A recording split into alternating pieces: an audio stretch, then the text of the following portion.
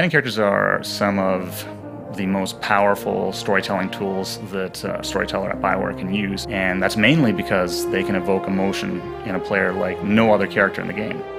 They're helping you in your adventures, they're helping you in combat, they have opinions on story. You really build a rapport with them, and because you build that up, when they get hurt or something happens to them, you really care. Companions in the Old Republic, much like in every BioWare game, are a key part of the experience.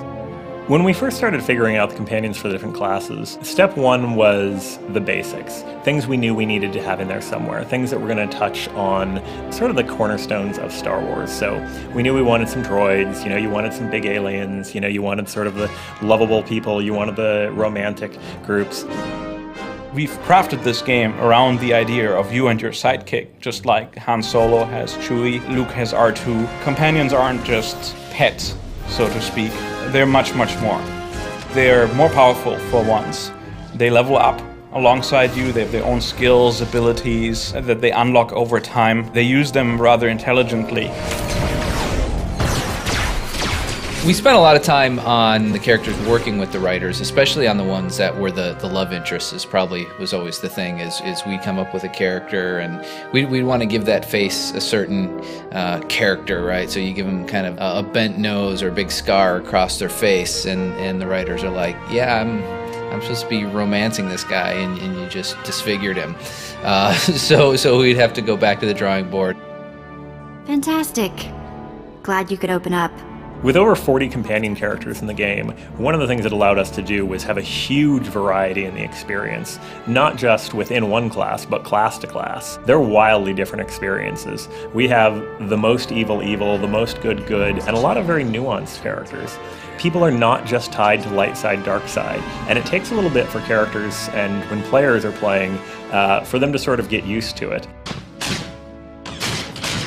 What we ended up with is making sure that every class gets access to the 5 roles of companions that we have in the game, but not necessarily in the same order, because that is dictated by the story. What we did there is try to make sure that you get the role that is most useful to you at the earliest point in time.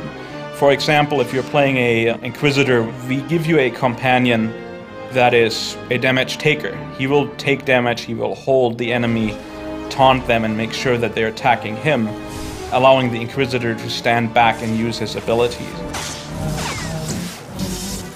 Customizing your companion is important, much more important than it was in a BioWare or single-player game, because you're in this world with thousands of other players, and they also have companion characters, and we want to make sure that we differentiate those companion characters. We have appearance kits that you can actually change the entire appearance of your companion character. You have, when you get Vet, as a Sith warrior, she's a blue-skinned Twi'lek, but you can actually change her skin color and her facial features and make her look different. When you first get a companion character, you're going to know them as you knew them through the plot. That's a lot different than knowing them personally. We have differences.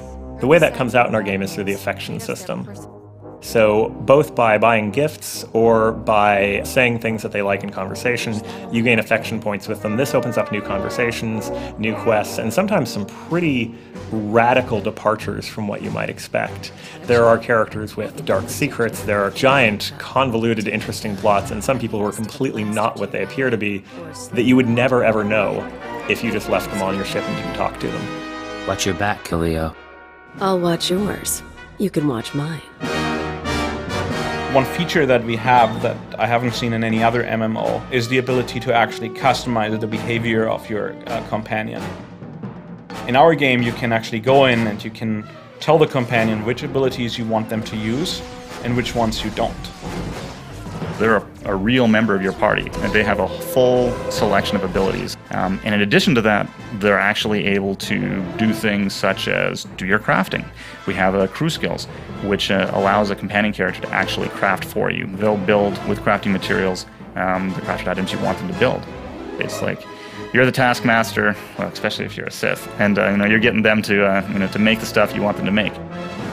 You're more to me than just my master. You do know that, don't you? You're much more than a Padawan to me. I thought so. Romances bring a depth and a complexity and a realism to the feel. It feels like these are real people. Say it with me. I'm better than Temple in every possible way. Obviously, the love triangles and things like that can bring a little bit of extra tension there.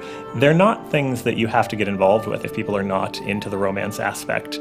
But if it was missing, I think it would seem very strange. Good behaving. Did you notice? Of all the companions, probably Vet is my favorite. She's sassy, she talks back, and you're like this evil Sith Lord guy in training, and you just get to shock her when you want to. It's just all really well done. Doesn't even hurt anymore.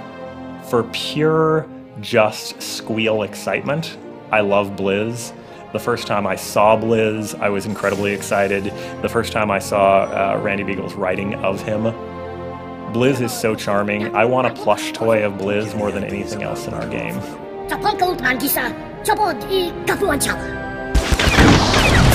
I think mission statement number 1 was the companion needs to be something positive. That meant a lot of work, a lot of iteration on features like pathfinding, artificial intelligence, and their abilities to make sure that they don't do frustrating things. I think we really achieved a point where they're going to feel like a solid addition. You know, one of the things is for me in any of the BioWare games with the companions is always kind of that first decision where now you have more companions than you can travel with, right? And the idea of even leaving one of them home is painful. I think that's when you know you've developed good companions. I think you're going to find players are going to talk about their favorite companion characters once they start playing this game. It's going to be one of the touch points of Star Wars: The Old Republic.